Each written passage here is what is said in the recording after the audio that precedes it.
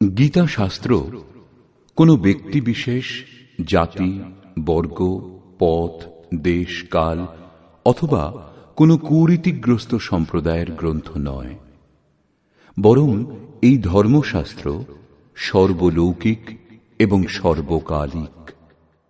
এই শাস্ত্র প্রত্যেক দেশ, প্রত্যেক জাতি, যে কোনো বয়সের প্রতিটি স্ত্রী পুরুষের জন্য, সবার জন্য।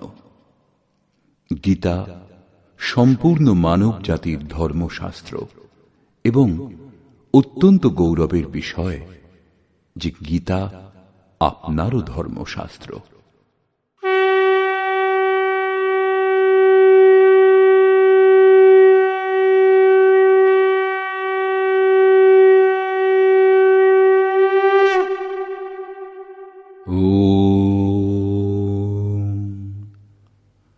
শ্রী পরমাত্মনে নমঃ। যথার্থ গীতা, শ্রীমদ্ ভগবৎ গীতা, অথ তৃতীয় অধ্যায়। দ্বিতীয় অধ্যায়ে ভগবান শ্রীকৃষ্ণ বলেছেন যে এই বুদ্ধি তোমার জন্য জ্ঞান মার্গের বিষয় বলা হয়েছে। সেই বুদ্ধি কি? এই যে যুদ্ধ করো, এই যুদ্ধে বিজয়ী হলে মহামহিম স্থিতি এবং পরাজয় হলে দেবত্ব লাভ হবে। জয়লাভ করলে সর্বস্ব এবং পরাভব হলে দেবত্ব, কিছু লাভ হবেই। অতএব এই দৃষ্টিতে লাভ লোকসান দুটিতেই কিছু না কিছু লাভ হবে, কিঞ্চিত মাত্র ক্ষতি নেই। পুনরায় বললেন, এখন তুমি নিষ্কাম কর্মযোগের বিষয়ে শোনো, যে বুদ্ধির সঙ্গে যুক্ত হয়ে তুমি কর্মবন্ধন থেকে সম্পূর্ণরূপে মুক্ত হয়ে যাবে। পুনরায় এই কর্মের বিশেষত্বের উপর আলোকপাত করলেন। কর্ম করবার সময় সাবধান হতে বললেন এবং ফলের আকাঙ্ক্ষা ত্যাগ করতে বললেন। কামনা শূন্য হয়ে কর্মে প্রবৃত্ত হতে বললেন। বললেন, কর্ম করবার সময় অশ্রদ্ধাও যেন না হয়, তাহলেই তুমি কর্মবন্ধন থেকে মুক্ত হবে। মুক্ত হবে ঠিকই, কিন্তু সে বিষয়ে তোমার অবস্থান সম্বন্ধে তোমার অবহিত থাকার কথা নয়। অতএব অর্জুনের নিষ্কাম কর্মযোগ অপেক্ষা জ্ঞান মার্গই সহজ বলে বোধ হল। তিনি জিজ্ঞাসা করলেন, হে জনার্দন, নিষ্কাম কর্মযোগ অপেক্ষা জ্ঞান মার্গই যদি আপনার বিচারে শ্রেষ্ঠ, তবে কেন আমাকে এই ভয়ঙ্কর কর্মে নিযুক্ত করছেন? এই জিজ্ঞাসা স্বাভাবিক ছিল। মনে করুন, আপনার সম্মুখে দুটি পথ আছে, দুটি একই স্থানে নিয়ে যায়। এখন আপনি যদি যেতে চান, তাহলে নিশ্চয়ই জিজ্ঞাসা করবেন উভয়ের মধ্যে সুগম কোনটি। যদি না করেন, তাহলে আপনি পথিক নন। ঠিক এইভাবে অর্জুনও জিজ্ঞাসা করলেন। অর্জুন উবাচ,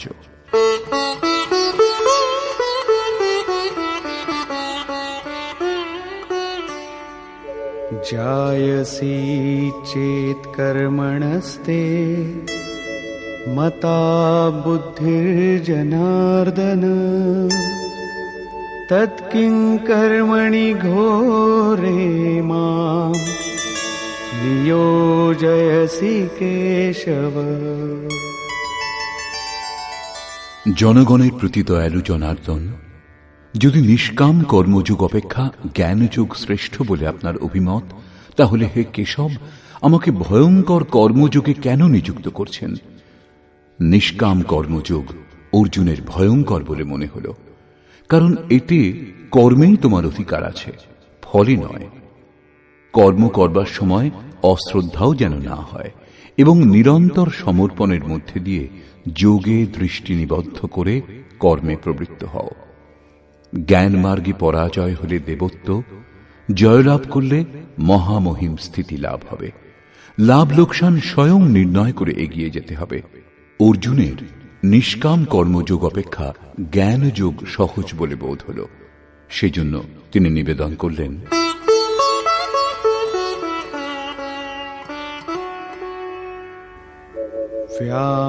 व्यामिश्रेणेव वाक्येन बुद्धिं मोहयसीव मे तदेकं वद निश्चित्य येन श्रेयोऽहमाप्नुयाम्। আপনি এই মিশ্রিত বাক্যের দ্বারা আমার বুদ্ধি যেন মুগ্ধ করছেন। আপনি আমার বুদ্ধির মোহ দূর করবার জন্য প্রবৃত্ত হয়েছেন। অতএব উভয়ের একটি আমাকে নিশ্চয় করে বলুন, যার দ্বারা আমি শ্রেয়, পরম কল্যাণ, মোক্ষ লাভ করতে পারি।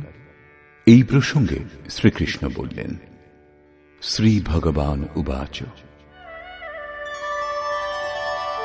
লোকেऽস্মিन् দ্বিবিধা নিষ্ঠা পুরা প্रोक्ता मया नघ জ্ঞানযোগেন সাংখ্যানাং কর্মযোগেন যোগিনাং।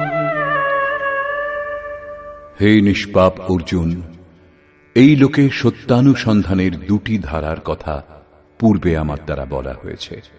পূর্বের অর্থ সত্যযুগ অথবা ত্রেতা যুগ নয়, পরন্তু যা দ্বিতীয় অধ্যায়ে বলে এসেছি। জ্ঞানীগণের জন্য জ্ঞান মার্গ এবং যোগীগণের জন্য নিষ্কাম কর্মযোগ বলা হয়েছে। উভয় মার্গ অনুসারে কর্ম করতে হবে, কর্ম অনিবার্য।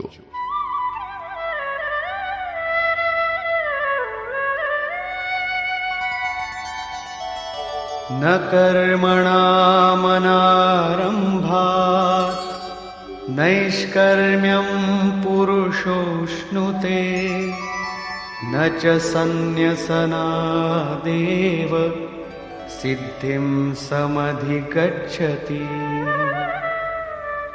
অর্জুন, কর্ম আরম্ভ না করে কেউ নৈষ্কর্ম লাভ করতে পারে না, এবং যে ক্রিয়া আরম্ভ করা হয়েছে তা পরিত্যাগ করলেই ভগবৎ প্রাপ্তিরূপ পরম সিদ্ধি লাভ হয় না।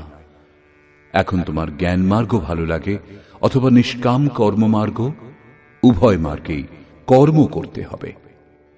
প্রায় এই ক্ষেত্রে ভগবৎ পথে লোকে সহজ পথ এবং সুরক্ষা খুঁজতে আরম্ভ করে।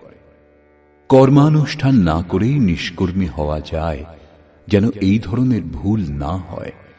সেই জন্য শ্রীকৃষ্ণ জোর দিলেন যে কর্ম আরম্ভ না করে কেউ নৈষ্কর্ম লাভ করতে পারে না। শুভাশুভ কর্মের শেষ যেখানে, পরম নৈষ্কর্মের সেই স্থিতি কর্ম করেই লাভ করা যায়। সেইরূপ বহু লোকে বলে যে আমরা জ্ঞানমার্গী, জ্ঞানমার্গে কর্ম নেই। এইরূপ বললেই কর্ম ত্যাগী জ্ঞানী হয় না। যে ক্রিয়া আরম্ভ হয়েছে তা ত্যাগ করলেই কেউ ভগবৎ সাক্ষাৎকার রূপ পরম সিদ্ধি লাভ করে না। কারণ नहि कश्चित् क्षणमपि जातु तिष्ठत्य कर्मकृत् कार्यते ह्यवशः कर्म सर्वः प्रकृतिजैर्गुणैः। কর্ম না করে কোনো পুরুষ ক্ষণমাত্র থাকতে পারে না, কারণ সকলেই প্রকৃতিজাত গুণত্রয় দ্বারা মোহমুগ্ধ হয়ে কর্ম করে। প্রকৃতি ও প্রকৃতিজাত গুণ যতক্ষণ পর্যন্ত সক্রিয়, ততক্ষণ পর্যন্ত কোনো পুরুষ কর্ম না করে থাকতে পারে না। চতুর্থ অধ্যায়ের 33 ও 37তম শ্লোকে শ্রীকৃষ্ণ বলেছেন, সকল কর্ম জ্ঞানে শেষ হয়, জ্ঞানাগ্নি সমস্ত কর্ম ভস্মসাৎ করে। এখানে বলছেন কর্ম না করে কেউ থাকতে পারে না। তিনি কি বলতে চাইছেন? তার বলবার অর্থ হল যে যজ্ঞ করতে করতে ত্রিগুণাতীত হলে মনের বিলয় এবং সাক্ষাৎকারের সঙ্গে যজ্ঞের পরিণাম লাভ হলে কর্ম শেষ হয়ে যায়। সেই নির্ধারিত ক্রিয়া পূর্ণ হওয়ার আগে কর্ম সম্পূর্ণ হয় না। প্রকৃতির হাত থেকে রেহাই পাওয়া যায় না।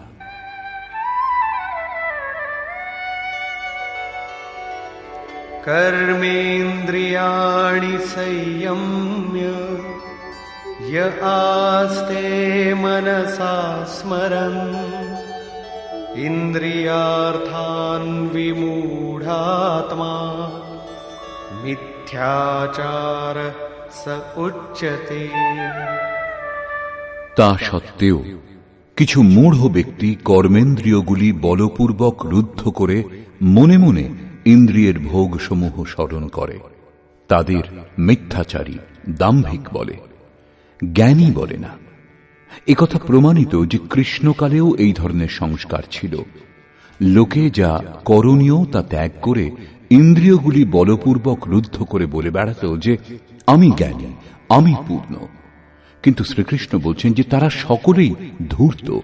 জ্ঞান মার্গ ভালো লাগুক অথবা নিষ্কাম কর্মযোগ, উভয় মার্গেই কর্ম করতে হবে। यस्त्विन्द्रियाणि मनसा नियम्यारभतेऽर्जुन कर्मेन्द्रियैः कर्मयोगम् असक्तः स विशिष्यते। অর্জুন, যিনি মন থেকে ইন্দ্রিয় সমূহ সংযত করেন, যখন মনেও বাসনার স্ফুরণ হয় না, সর্বদা অনাসক্ত হয়ে কর্মেন্দ্রিয় দ্বারা কর্মযোগের আচরণ করেন, তিনি শ্রেষ্ঠ। একথা বোঝা গেল যে কর্মের আচরণ করতে হবে, কিন্তু প্রশ্ন যে কোন কর্ম করব। ভগবান শ্রীকৃষ্ণ বলছেন, নিয়তং কুরু কর্ম ত্বং কর্মজায়ো হ্যকর্মণঃ শরীরয়াত্রাপি চ তে ন প্রসিদ্ধেদ কর্মণঃ। অর্জুন, তুমি নির্ধারিত কর্ম করো, অর্থাৎ কর্মের সংখ্যা অনেক, কিন্তু তার মধ্যে নির্দিষ্ট যে কর্মটি সেই নিয়ত কর্ম করো। কর্ম না করা অপেক্ষা কর্ম করাই শ্রেয়, কারণ কর্ম করে অল্প দূরত্বও অতিক্রম করে থাকলে, যেমন পূর্বে বলেছেন, জন্ম মৃত্যুর মহাভয় থেকে উদ্ধার করে, সেই জন্য শ্রেয়। কর্ম না করলে তোমার দেহযাত্রাও নির্বাহ হবে না।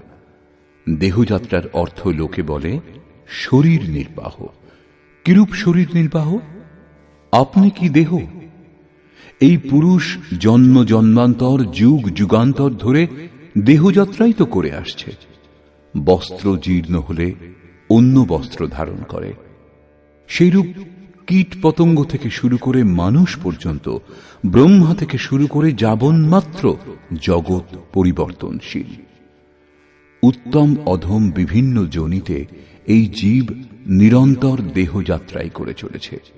কর্মই এই দেহযাত্রা সম্পূর্ণ করে। মনে করুন, একটা মাত্র জন্ম নিতে হয়েছে, কিন্তু তবু যাত্রা তো সম্পূর্ণ হয়নি।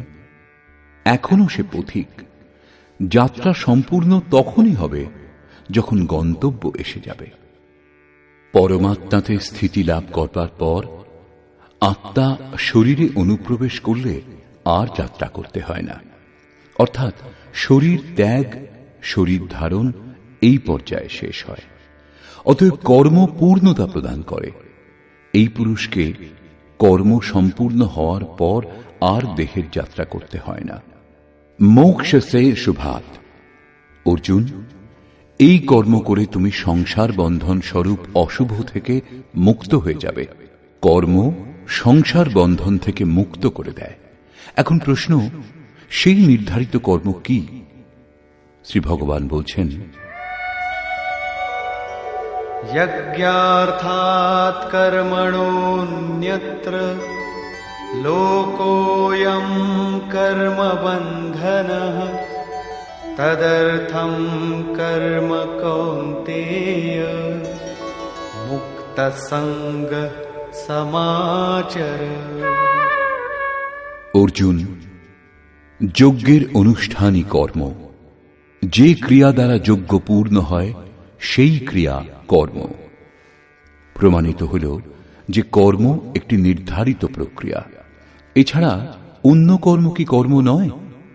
শ্রীকৃষ্ণ বললেন, না, সেসব কর্ম নয়। অন্যত্র লোকোয়ং কর্ম বন্ধনঃ। এই যজ্ঞের অনুষ্ঠান ছাড়া জগতে যা কিছু করা, যাতে সারা জগৎ রাত দিন ব্যস্ত, সে সমস্ত এই লোকেরই বন্ধন, কর্ম নয়। কর্ম মোক্ষ সে শুভাত, অশুভ অর্থাৎ সংসার বন্ধন থেকে মুক্তি প্রদান করে।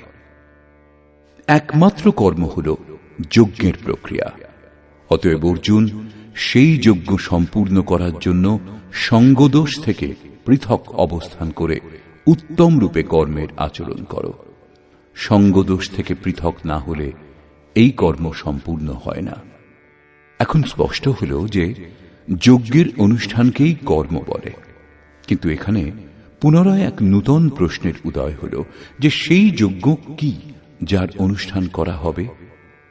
সেই জন্য প্রথমে যজ্ঞ কি তা না বলে শ্রীকৃষ্ণ বললেন যে যজ্ঞের উৎপত্তি হল কোত্থেকে, যজ্ঞ থেকে আমরা কি ফল লাভ করি তার বিশেষত্ব বললেন, এবং চতুর্থ অধ্যায়ে স্পষ্ট করেছেন যে যজ্ঞ কি যার অনুষ্ঠান করলে কর্মের আরম্ভ হবে।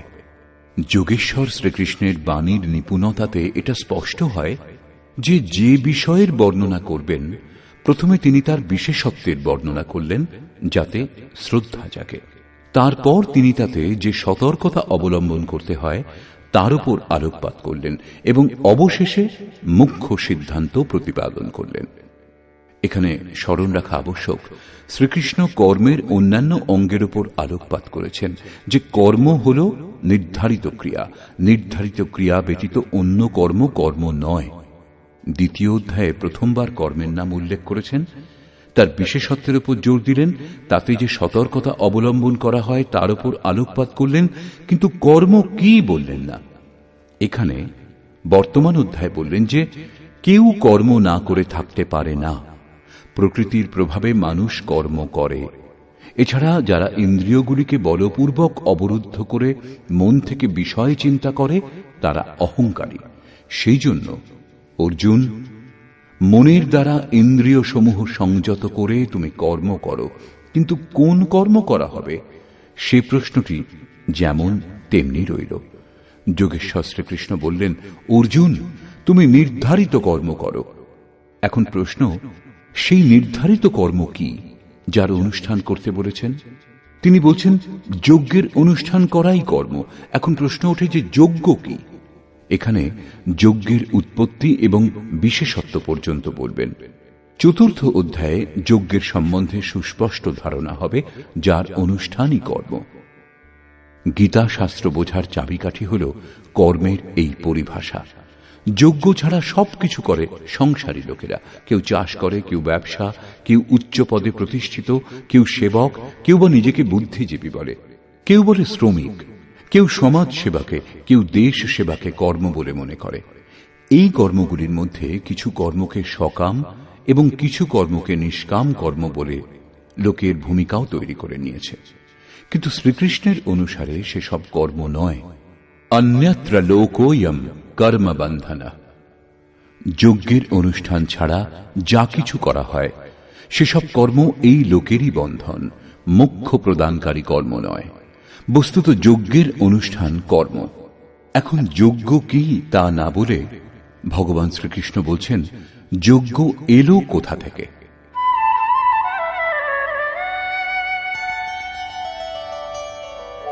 सहयज्ञाः प्रजा सृष्ट्वा पुरोवाच प्रजापतिः अनेन प्रसविष्यध्वम् एषवोस्त्विष्टकामधु।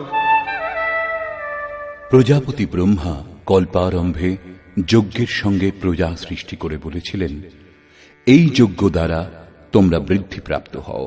এই যজ্ঞ তোমাদের ইষ্টকামধুক, যাতে অনিষ্ট না হয়, অবিনাশী ইষ্ট সম্বন্ধীয় কামনা পূর্ণ করুক। যজ্ঞর সঙ্গে প্রজাদেরকে সৃষ্টি করেছিলেন প্রজাপতি ব্রহ্মা। ব্রহ্মাকে তিনি কি চতুর্মুখ এবং অষ্টচক্ষু বিশিষ্ট কোন দেবতা যেমন প্রচলিত আছে? শ্রীকৃষ্ণের অনুসারে দেবতা নামের কোনো আলাদা সত্তা নেই। তাহলে প্রজাপতি কে? বস্তুত যিনি প্রজার মূল উদ্গম, পরমাত্মাতে স্থিতি লাভ করেছেন, সেই মহাপুরুষই প্রজাপতি। বুদ্ধি ব্রহ্মা, অহংকার শিব, বুদ্ধি অজ, মনসী চিত্ত মহান। সেই সময় বুদ্ধি যন্ত্র মাত্র হয়, এইরূপ মহাপুরুষের মাধ্যমে পরমাত্মাই কথা বলেন। ভজনের বাস্তবিক ক্রিয়া আরম্ভ হলে বুদ্ধির ক্রমবিকাশ হয়। শুরুতে সেই বুদ্ধি ব্রহ্মবিদ্যার সঙ্গে সংযুক্ত হওয়ার জন্য তাকে ব্রহ্মবিদ বলা হয়। ক্রমশ সমস্ত বিকার শান্ত হলে, ব্রহ্মবিদ্যাতে শ্রেষ্ঠতা লাভ করলে তাকে ব্রহ্মবিদ্যর বলা হয়। ধীরে ধীরে বিকাশ আরো সূক্ষ্ম হলে, বুদ্ধির আরো বিকাশ হয়, তখন তাকে ব্রহ্মবিদ্যরিয়ান বলে। সেই অবস্থা লাভ হলে ব্রহ্মবিদ্যেতা পুরুষ অন্যকেও উত্থান মার্গে নিয়ে যাওয়ার যোগ্যতা অর্জন করেন। বুদ্ধির পরাকাষ্ঠা হল ব্রহ্মবিদ্যরিষ্ট, অর্থাৎ ব্রহ্মবিদের সেই অবস্থা যাতে ইষ্ট ওতপ্রোত। এইরূপ স্থিতি লাভ করেছেন যিনি, তিনি প্রজার মূল উদ্গম পরমাত্মায় স্থিত থাকেন। এরূপ মহাপুরুষের বুদ্ধি যন্ত্রমাত্র, তাঁদেরই প্রজাপতি বলা হয়। তাঁরা প্রকৃতির দ্বন্দ্বের বিশ্লেষণ করে আরাধনা ক্রিয়ার রচনা করেন। যজ্ঞের অনুরূপ সংস্কার প্রদান করাই প্রজা সৃষ্টি। এর পূর্বে সমাজ অচৈতন্য এবং অব্যবস্থিত অবস্থাতে থাকে। যজ্ঞের অনুরূপ এদের গড়ে তোলাই হল সৃষ্টি, অর্থাৎ সুসজ্জিত করা। এইরূপ মহাপুরুষ সৃষ্টির আরম্ভে যজ্ঞের সঙ্গে প্রজার সৃষ্টি করেছেন। কল্প রোগমুক্ত করে, বৈদ্য কল্প প্রদান করেন, আবার কেউ কায়া কল্প করে। এটা অবশ্য শরীরের ক্ষণিক কল্প। যথার্থ কল্প তখনই হয় যখন ভবরোগ থেকে মুক্তি লাভ হয়। আরাধনার আরম্ভ এই কল্পের প্রারম্ভিক অবস্থা। আরাধনা সম্পূর্ণ হলেই কল্প সম্পূর্ণ হবে। সেইরূপ পরমাত্ম স্বরূপে স্থিত মহাপুরুষগণ ভজনের আরম্ভে যজ্ঞের সঙ্গে সংস্কার সুসংগঠিত করে বললেন, এই যজ্ঞ দ্বারা তোমরা সমৃদ্ধ হও। কিরূপ সমৃদ্ধি? সেই সমৃদ্ধি কি কাঁচা ঘরবাড়ি পাকা করা, বেশি উপার্জন করা? বলছেন না, যজ্ঞ ইষ্ট কামধুক, ইষ্ট সম্বন্ধীয় কামনা পূর্ণ করবে।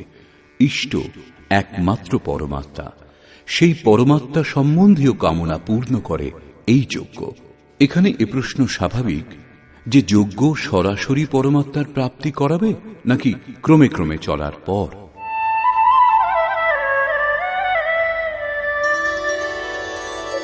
দেবান ভাবয়তানেন তে দেবা ভাবয়ন্তু বহ পরস্পরম ভাবয়ন্তঃ শ্রেয়ঃ পরমবাপ্স্যথ। এই যজ্ঞ দ্বারা দেবতাগণের উন্নতি করো, অর্থাৎ দৈবী সম্পদের বৃদ্ধি করো। সেই দেবতাগণ তোমাদের উন্নত করবেন। এইরূপ পরস্পরের উন্নতি দ্বারা পরম শ্রেয়, যার পর কিছু লাভ করা বাকি থাকবে না, এইরূপ পরম কল্যাণ লাভ করবে। যেমন যেমন আমরা যজ্ঞের অনুষ্ঠান করব, পরে যজ্ঞের অর্থ আরাধনার বিধি হবে, তেমন তেমন হৃদয়ে দৈবী সম্পদ অর্জন হতে থাকবে। পরম দেব এক পরমাত্মা। সেই পরম দেবের স্থিতি লাভ করতে সাহায্য করে যে সম্পদ, অন্তঃকরণে যে সজাতীয় প্রবৃত্তি বিদ্যমান, সেই সজাতীয় প্রবৃত্তি সমূহই দৈবী সম্পদ। কারণ এদের সাহায্যেই পরম দেবের প্রাপ্তি হয়, সেজন্য দৈবী সম্পদ বলা হয়। বাহ্য জগতের দেবতা পাথর জল নয়, যেমন লোকে কল্পনা করে। যোগেশ্বর শ্রীকৃষ্ণের বাণীতে তাদের অস্তিত্ব নেই। তিনি আরো বলছেন,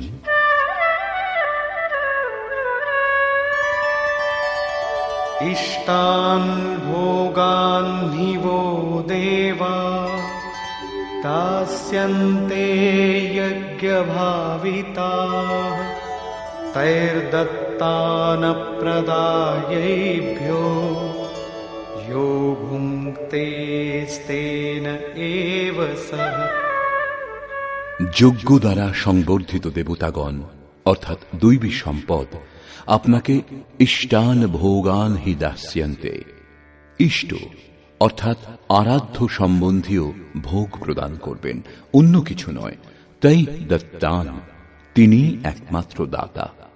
ইষ্ট লাভের অন্য কোনো বিকল্প নেই। এই দৈবী গুণসমূহকে সংবর্ধন না করে যিনি এই স্থিতি ভোগ করেন তিনি নিশ্চয়ই চোর। যখন লাভ হয়নি তখন তিনি কি উপভোগ করবেন? কিন্তু বলেন অবশ্যই আমি পূর্ণ তত্ত্বদর্শী।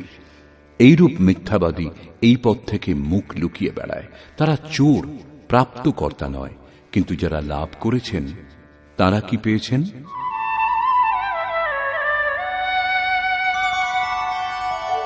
यज्ञशिष्टाशिनः सन्तो मुच्यन्ते सर्वकिल्बिषैः भुञ्जते ते त्वघं पापा ये पचन्त्यात्मकारणात्।